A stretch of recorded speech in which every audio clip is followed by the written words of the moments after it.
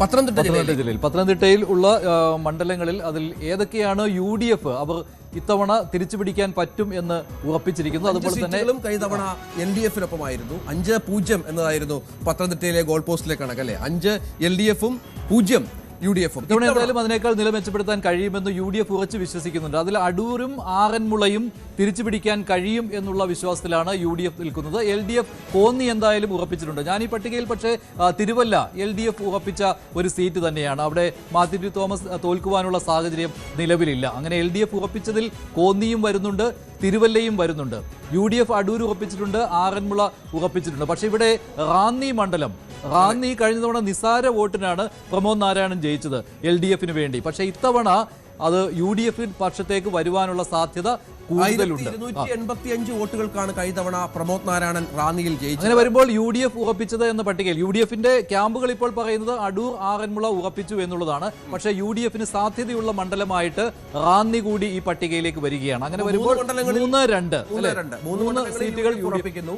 കോന്നിയും മറ്റൊന്ന് തിരുവല്ലയും LDF-നൊപ്പം ഏത് സാഹചര്യത്തിൽ നിൽക്കും എന്ന് LDF കേന്ദ്രങ്ങളും ഈ അവസാന നിമിഷങ്ങളിൽ അവർ നേതാക്കന്മാരും ഒക്കെയായി ബന്ധപ്പെട്ട് സംസാരിക്കുമ്പോൾ, സ്ഥാനാർത്ഥികളുടെ സംസാരിക്കുമ്പോൾ അവർ ഉറപ്പിക്കുന്ന മണ്ഡലങ്ങളാണ് നമ്മൾ ഈ കണക്കിൽ എടുത്തിരിക്കുന്നത്. അതിൽ കോന്നിയും ഒപ്പം തിരുവല്ലയും LDF എന്ത് തരംഗം ആഞ്ഞു വീശിയാലും ജയിക്കും എന്ന് വിശ്വസിക്കുന്ന 2 മണ്ഡലങ്ങളാണ്. ആറന്മുളയിൽ ടൈറ്റ് ഫൈറ്റ് തന്നെയാണ്. പക്ഷേ നിലവിലെ സാഹചര്യത്തിൽ അവിടെ ആറന്മുള UDF തിരികെ പിടിക്കുവാനുള്ള സാധ്യത തന്നെയാണ്. ഇക്കാര്യത്തിൽ LDF-ഉം ആറന്മുളയിൽ പ്രതീക്ഷ വെക്കുന്നുണ്ട്. ജയിക്കാൻ പറ്റുമെന്ന് തന്നെയാണ് LDF ക്യാമ്പുകളും പറയുന്നത്. അതിന്റെ കണക്കുകളും അവർ കൊടുത്തിട്ടുണ്ട്. പക്ഷേ മന്ത്രി വീണ ജോർജ് അവിടെ തോൽക്കുവാനുള്ള സാഹചര്യമാണ്. അങ്ങനെ വരുമ്പോൾ UDF-ന്റെ പക്ഷത്തേക്ക് അടൂർ, ആറന്മുള, അതോടൊപ്പം തന്നെ റാന്നി മണ്ഡലവും വരുന്നു. കോന്നിയും തിരുവല്ലയും LDF-ഉം. കിരൺ, സജിത്, ഇതിനകത്ത് പ്രധാനമായും കാണേണ്ടത് 5 സീറ്റുകളും കഴിഞ്ഞ തവണ പത്തനംതിട്ടയിൽ LDF-നായിരുന്നു.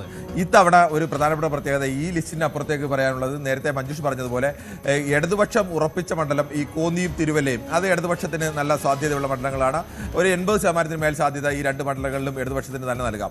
ബാക്കി 3 മണ്ഡലങ്ങളിലും തുല്യമായ പോരാട്ടം, രണ്ടുപേരും പോരാട്ടം പ്രതീക്ഷിക്കുന്നതാണ്. ഇതിനൊരു പ്രധാനപ്പെട്ട ഒരു പ്രത്യേകത, ഒരു ക്രിസ്ത്യൻ കൺസോൾട്ടേഷൻ കോട്ടയം ജില്ലയിൽ, ഇടുക്കി ജില്ലയിൽ, എറണാകുളം ജില്ലയിൽ, പത്തനംതിട്ട ജില്ലയിൽ ഈ ജില്ലകളിലൊക്കെ നടന്നിട്ടുണ്ട് എന്ന് കോൺഗ്രസും UDF-ഉം വളരെ കൃത്യമായി തന്നെ കണക്ക് കൂട്ടുന്നുണ്ട്. അങ്ങനെ ഒരു ക്രിസ്ത്യൻ കൺസോൾട്ടേഷൻ അവിടെ ഉണ്ടായിട്ടുണ്ടെങ്കിൽ ഈ മണ്ഡലങ്ങളിലെല്ലാം തന്നെ കഴിഞ്ഞ തവണ ഈ ക്രിസ്ത്യൻ കൺസോൾട്ടേഷൻ്റെ ഒരു പരിധിവരെ നല്ലൊരു ശതമാനം വോട്ടും അത് ഇടതുപക്ഷത്തിന് അനുകൂലമായിട്ടാണ് വന്നെങ്കിൽ, പ്രത്യേകിച്ച് കഴിഞ്ഞ നിയമസഭാ തെരഞ്ഞെടുപ്പിൽ കേരള കോൺഗ്രസ് എം ജോസ് കെ മാണിയുടെ നേതൃത്വത്തിൽ ഇടതുപക്ഷത്തേക്ക് വരുന്നു. ഇടതുപക്ഷത്തേക്ക് കൂടുതൽ ക്രിസ്ത്യൻ വോട്ടുകളൊക്കെ പരമ്പരാഗത UDF-ന് നൽകിയിരുന്ന ക്രിസ്ത്യൻ വോട്ടുകൾ ഒരു വിഭാഗം ഇടതുപക്ഷത്തേക്ക് വരുന്നു. ഇടതുപക്ഷത്തിന് ആ മേഖലയിൽ വലിയ സ്വാധീനം ഉണ്ടാകുന്നു. അല്ലെങ്കിൽ മുൻകാല തെരഞ്ഞെടുപ്പുകളൊക്കെ പരിശോധിച്ചു കഴിഞ്ഞാൽ മധ്യ കേരളം എല്ലാ കാലത്തും അത് ഇടതുമുന്നണി ഭരിക്കുമ്പോഴും UDF ഇടിഞ്ഞു പോകാത്ത ചില കോട്ടകളായി നിന്ന അല്ലെങ്കിൽ തുരുത്തുകളായി നിന്ന സ്ഥലങ്ങളൊക്കെയാണ്. അവിടേക്ക് ഇത്തവണ വീണ്ടും UDF-ന് മടങ്ങി വരാൻ കഴിയും എന്നുള്ളൊരു വലിയ പ്രതീക്ഷയാണ്. അങ്ങനെയാണ് ഉണ്ടാകുന്നതെങ്കിൽ സ്വാഭാവികമായും ഇവിടെ ഈ തിരുവല്ലയും ഒഴികെ കോന്നി പോലും ചിലപ്പോൾ മറിച്ച് ചിന്തിക്കേണ്ടി വരും.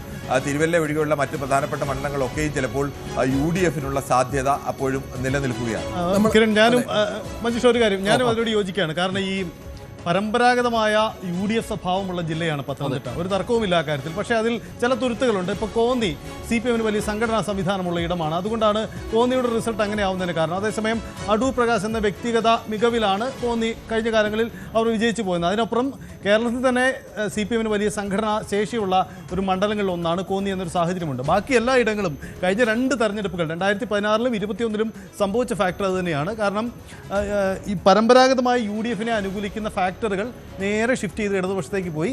അപ്പോൾ അത് ഏറ്റവും പ്രകടമായ ജില്ലയിലൊന്നായി പത്തനംതിട്ട മാറി. അങ്ങനെയാണ് കഴിഞ്ഞ നമ്മുടെ ക്ലീൻ സ്വീപ്പ് അവിടെ സംഭവിച്ചതിൻ്റെ കാരണം. സ്വാഭാവികമായും ഇത്തവണ തിരിച്ചൊരു ട്രെൻഡ് ഉണ്ടായാൽ അത് ഏറ്റവും പ്രകടമാവുന്ന ജില്ലയും പത്തനംതിട്ട തന്നെയാണ്. അതായത് ക്രിസ്ത്യൻ കൺസോൾട്ടേഷൻ പ്രധാനമായിട്ടും വീശുന്ന കോട്ടയം, പത്തനംതിട്ട, ഇടുക്കി അല്ലെ, ഈ 3 ജില്ലകളിലാണ് ആ ഒരു ക്രിസ്ത്യൻ കൺസോൾട്ടേഷന് പുറമെ എനിക്ക് തോന്നിയൊരു കാര്യം, അതായത് സംഘടനാ തലത്തിൽ കോൺഗ്രസ് വളരെ ദൗർബല്യം നേരിട്ട കഴിഞ്ഞ 2 തെരഞ്ഞെടുപ്പുകളുണ്ട്.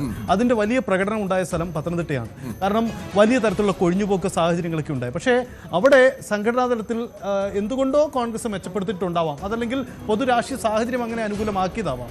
ആ ഒരു അനുകൂല സാഹചര്യം കൂടെ പത്തനംതിട്ട ഇത്തവണ അങ്ങനെയാണെങ്കിൽ 5-0 വന്നാലും ഇല്ലേ അത് അങ്ങനെ വന്നിട്ടുള്ള സാഹചര്യം ഉള്ളതാണ്. അങ്ങനെ ഒരു സാഹചര്യം പോലും മഞ്ജുഷ നമുക്ക് പൂർണ്ണമായും തള്ളിക്കളയാൻ കഴിയില്ല. സൈത്ത് പറഞ്ഞുകൊണ്ട് ഒരു കാര്യം ആഡ് ചെയ്യാം. ഈ സ്ഥാനാർത്ഥികളുടെ ഒരു മികവ് കൂടി ഇത്തവണ പത്തനംതിട്ടയിൽ കോൺഗ്രസിനെ തുണയ്ക്കുന്നുണ്ട്. കാരണം അവർക്ക് വളരെ കൃത്യമായി ആപ്റ്റായിട്ടുള്ള സ്ഥാനാർത്ഥികളെ അവതരിപ്പിക്കാൻ കഴിഞ്ഞു എന്നുള്ളത് വളരെ പ്രധാനമാണ് പത്തനംതിട്ടയിൽ. കിരൺ, അതും ഏറ്റവും പ്രധാനം തന്നെയാണ്. ഇപ്പോൾ കോന്നി പോലൊരു മണ്ഡലത്തിൽ സതീഷ് കൊച്ചുപറമ്പിലിനെ പോലെ ഒരു സ്ഥാനാർത്ഥിയെ കൊണ്ടുവരിക, സ്വാഭാവികമായും അടൂർ പ്രകാശ് ഇതിന് ഒരു വലിയ പിന്തുണ ഉണ്ടാവുന്ന ഒരു സ്ഥാനാർത്ഥി, അതോടൊപ്പം തന്നെ അവിടെ ആ തരത്തിൽ ജനീഷ് കുമാറിനെ നേരിടാൻ കഴിയുന്ന ഒരു സ്ഥാനാർത്ഥിയൊക്കെയാണ് ഈ വ്യക്തിപരമായി കുറെ കൂടി വോട്ട് പിടിക്കാൻ കഴിയുന്ന ഒരു സ്ഥാനാർത്ഥി.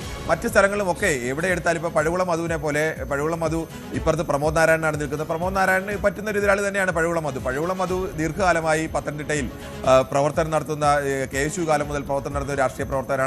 അവർക്ക് അങ്ങനെ ഒരു എഡ്ജ് പത്തനംതിട്ട ജില്ലയിൽ സ്വാഭാവികമായി എല്ലാ തവണയും ഈ സ്ഥാനാർത്ഥി നിർണ്ണയം വരുമ്പോൾ കോൺഗ്രസ് ഉള്ളിൽ വലിയ പൊട്ടിത്തെറിയൊക്കെ ഉണ്ടാകുന്നതാണ്. ഇത്തവണയും അത്തരം ചില എതിർപ്പുകളൊക്കെ പരസ്യമായി പുറത്തു വരികയും ഒക്കെ ചെയ്തിരുന്നു. പക്ഷേ എന്തുകൊണ്ടോ തെരഞ്ഞെടുപ്പ് പ്രഖ്യാപിച്ചു കഴിഞ്ഞ് പിന്നീട് പത്തനംതിട്ട ജില്ലയിൽ അങ്ങനെ കാര്യമായ രീതിയിലേക്ക് കോൺഗ്രസിനുള്ളിൽ നിന്ന് അത്തരം ഒരു പൊട്ടിത്തെറി ഉണ്ടാവുകയോ എതിർപ്പുണ്ടാവുകയോ ഒന്നും ചെയ്തില്ല. നമ്മൾ ആലോചിക്കണം, കഴിഞ്ഞ തവണ നല്ല ഭൂരിപക്ഷത്തിൽ വിജയിച്ച ആന്റണി ലോക്സഭയിലേക്ക് മത്സരിക്കുമ്പോൾ പോലും കോൺഗ്രസിനുള്ളിൽ വലിയ പൊട്ടിത്തെറികളും മറ്റൊരു കാര്യമുള്ളത് ഈ കോന്നിയും അതുപോലെ തന്നെ റാന്നിയും അവിടെ കോൺഗ്രസ് ഡീൽ ആരോപണം ഉന്നയിച്ചിട്ടുള്ള 2 മണ്ഡലങ്ങളാണ്. ഒരിടത്ത് റാന്നിയിൽ 2020 സ്ഥാനാർത്ഥിയായിരുന്നു NDAയുടേത്. ഇപ്പോഴത്തെ കോന്നിയിൽ വന്നപ്പോൾ അവിടെ BDJSന്റേതായിരുന്നു. ഇത് ഡീലാണ്. അവിടെ CPMനെ LDFനെ ജയിപ്പിക്കുവാനായിട്ടുള്ള മനഃപൂർവ്വമുള്ള ഒരു പദ്ധതിയാണ് എന്നുള്ള ഒരു കാര്യമുണ്ടായിരുന്നല്ലോ. അത് പരമാവധി ഫീൽഡിലേക്ക് വന്നിട്ടുമുണ്ടല്ലോ. പക്ഷെ അതൊക്കെ ഈ തെരഞ്ഞെടുപ്പ് റിസൾട്ടിൽ പ്രകടമാകാനുള്ള സാധ്യത കാണുന്നുണ്ടോ?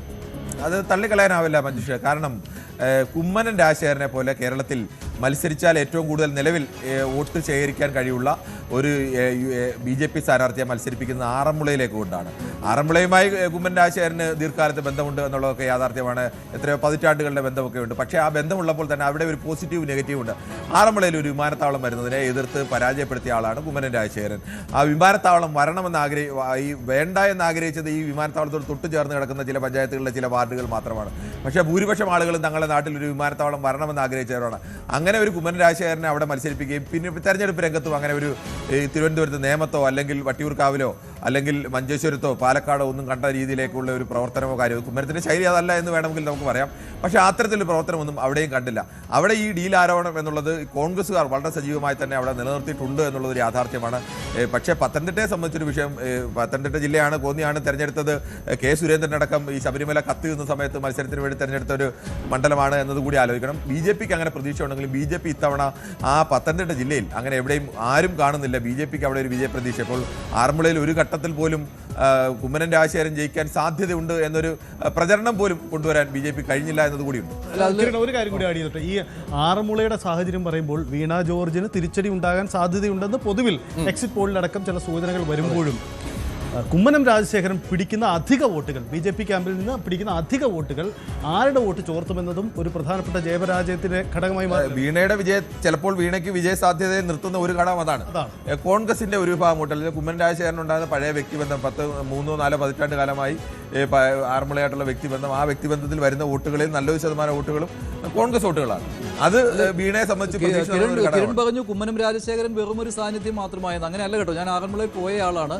വലിയ രീതിയിലുള്ള പ്രചാരണം ജയിക്കാൻ സാധ്യതയുള്ളൂ. ഇപ്പോൾ നേമത്ത് രാജീവ് ചന്ദ്രശേഖർ ജയിക്കാൻ പോകുന്നു എന്ന മട്ടിൽ പ്രചരണം വരുന്നു. കഴക്കൂട്ടത്ത് മുരളീധരൻ ജയിക്കാൻ, പാലക്കാട് ആ രീതിയിൽ കുമ്മനം രാജശേഖരൻ. അത് കിരൺ, അത് A ക്ലാസ് മണ്ഡലമായി പോലും പലപ്പോഴും ആറന്മുള പ്രചാരണം ശക്തമായിട്ട് തന്നെയുണ്ട്. ആറന്മുളയിൽ എനിക്ക് തോന്നുന്നു UDFനേക്കാളും LDFനേക്കാളും വലിയ പ്രചാരണം. ഞാൻ തുടക്ക 2 ആഴ്ചയ്ക്കുള്ളിലാണ് പോയത്. അവിടെ വലിയ പ്രചാരണം തന്നെയായിരുന്നു BJP. നമുക്ക് ഈ റാന്നിയുടെയും ഒപ്പം ഈ നേരത്തെ പറഞ്ഞ പോലെ കോന്നിയുടെയും ഒക്കെ ഒരു പ്രത്യേകത, തുച്ഛമായ വോട്ടുകൾക്ക് 1019 വോട്ടുകൾക്ക് മാത്രമാണ് റാന്നിയിൽ പ്രമോദ് നാരായണൻ ജയിക്കുന്നത്. കോന്നിയിലാകട്ടെ, അടൂരിലാകട്ടെ കേരളം 2919 വോട്ടുകൾക്ക് മാത്രമാണ് അവിടെ ചിറ്റയം ഗോകുമാർ ജയിക്കുന്നത്. അതുകൊണ്ടാണ് നമ്മൾ ആ ലിസ്റ്റിലേക്ക്, UDF ഉറപ്പിച്ച ലിസ്റ്റിലേക്ക് ഈ 2 മണ്ഡലങ്ങളും കൂടി എത്തിക്കാം. 2011 മണ്ഡല പുനർനിർണയത്തിന് ശേഷം നടന്ന ആദ്യ തെരഞ്ഞെടുപ്പിൽ UDFന് നഷ്ടപ്പെട്ട ഒരു മണ്ഡലമാണ് അടൂർ. അവിടെ അന്ന് പന്തളം സുധാകരൻ തോറ്റത് നിസ്സാരമായ വോട്ടുകൾ, വോട്ടിന് എങ്ങാണ്ട് ആണ് പന്തളം സുധാകരൻ തോറ്റത്. MG കണ്ണൻ തോൽക്കുന്നതും 2919. ഇത്തവണ എന്തായാലും അടൂര് തിരിച്ചു പിടിക്കുവാൻ UDFന് കഴിയും നിലവിലെ സാഹചര്യത്തിൽ എന്നാണ് എന്റെ ഒരു കണക്കുകൂട്ടൽ. എങ്ങനെയാണ് ഇപ്പോൾ സജിത്തും കിരണും അതിനെ എങ്ങനെയാണ് കാണുന്നത്? അടൂരിന്റെ സാധ്യത തീർച്ചയായിട്ടും സ്ഥാനാർത്ഥി മികവിൽ UDFന് മേൽക്കൈ ഉണ്ട്. ആ മണ്ഡലത്തിൽ കാര്യത്തിൽ തർക്കമില്ല. ശാന്തകുമാർ എന്ന സ്ഥാനാർത്ഥി ഏറ്റവും മികവുള്ള, ഏറ്റവും സാധ്യതയുള്ള സ്ഥാനാർത്ഥിയാണ്. ആദ്യം ഈ സ്ഥാനാർത്ഥി നിർണ്ണയത്തിൽ ചില തർക്കങ്ങളും ബഹളവും, ഒടുവിൽ ആ പരാതി ഉന്നയിച്ച ആൾ പോയി NDA കാൻഡിഡേറ്റായി കുന്നത്തനാട്ടിൽ നമ്മൾ കണ്ടതാണത്. പക്ഷേ അതിനപ്പുറം ആ തർക്കങ്ങളൊന്നും കൊണ്ടുപോകാതെ സ്ഥാനാർത്ഥി മികവ് അടൂരിൽ ആ തരത്തിലൊരു മേക്കൈ ഉണ്ടാക്കാൻ അവർക്ക് കഴിഞ്ഞിട്ടുണ്ട്. മാത്രമല്ല, ഒരു തരംഗമോ അതല്ലെങ്കിൽ സംസ്ഥാനത്തെ ഒരു പൊളിറ്റിക്കൽ ഷിഫ്റ്റ് വരുമ്പോൾ റിസൾട്ട് മാറാവുന്ന മണ്ഡലങ്ങളിലൊന്നാണ് അടൂർ എന്ന കാര്യത്തിൽ തർക്കമില്ല. ഈ റാന്നിയുടെ കാര്യത്തിൽ ഒരു കൂട്ടിച്ചേർക്കൽ കൂടി. ഈ റാന്നിയിൽ നമ്മൾ പ്രമോദ് നാരായണൻ ആദ്യം മത്സരിക്കാൻ എത്തിയ സാഹചര്യത്തിൽ നിന്നും പ്രമോദ് കഴിഞ്ഞ 5 വർഷം കൊണ്ട് അവിടെ ഉണ്ടാക്കിയ ഒരു വ്യക്തിഗത നേട്ടങ്ങളും പരിചയങ്ങളും ഒരുപക്ഷെ ഇത്തവണ അദ്ദേഹത്തിന് മെറിറ്റായി മാറാൻ കൂടിയുള്ള ഒരു സാധ്യത ചെറുതാണ്. സ്വാഭാവികമായിട്ടുണ്ട്. പ്രമോദ് നാരായണന്റെ ഇടപെടലുകൾ, അദ്ദേഹത്തിന്റെ ജനകീയ ഇടപെടലുകൾ, MLA എന്ന നിലയ്ക്കുള്ള അദ്ദേഹം എല്ലാവർക്കും ഏത് സമയത്തും ലഭ്യമാകുന്ന ഒരാളായിരുന്നു. വികസന പ്രവർത്തനങ്ങൾ നടത്തിയിട്ടുണ്ട്. വ്യക്തിപരമായി കഴിഞ്ഞ തവണ ഒന്നുമില്ലാതെ പ്രമോദ് നാരായണനെ ഒരു മണ്ഡലത്തിൽ കൊണ്ടുപോയി അവതരിപ്പിക്കുക, അത് കേരള കോൺഗ്രസിന്റെ മണ്ഡലത്തിലേക്ക് ഒരു ഹിന്ദു വിഭാഗത്തിൽപ്പെടുന്ന ഒരു നേതാവിനെ കൊണ്ട് അവതരിപ്പിക്കുന്നതിനപ്പുറത്തേക്ക് അതിന് മുമ്പ് ഇടതുമുന്നണിയിൽ നിന്ന് മത്സരിച്ചൊക്കെ ആലോചിക്കണം. രാജു എബ്രഹാമാണ് ദീർഘകാലം തുടർച്ചയായി ജയിച്ചുകൊണ്ടിരുന്നത്. അവിടേക്ക് പ്രമോദ് നാരായണൻ അവിടെ എത്തുന്നു. പക്ഷേ അവിടെ ചെറിയ ഭൂരിപക്ഷത്തിലാണെങ്കിൽ വിജയിക്കാൻ കഴിഞ്ഞു. ആ 5 വർഷത്തെ പ്ലസ് പോയിന്റ് ഉണ്ട്.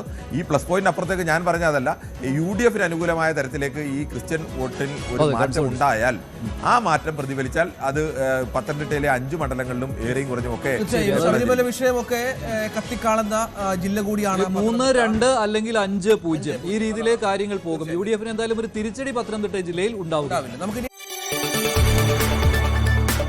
കൂടുതൽ വാർത്തകൾക്ക് News 18 Keralam YouTube channel subscribe ചെയ്യുക.